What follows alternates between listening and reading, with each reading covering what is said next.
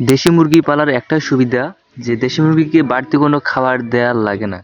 অল্প খাবার দিলেই হয়ে যায়। কারণ দেখুন যে এখানে অনেকগুলো দেশি মুরগি ধানি ক্ষেতের অর্থাৎ ধান চারার যে চারাগুলো হয়েছে চারাগুলোর কচি পাতাগুলো যেগুলো আছে সেগুলো খাচ্ছে।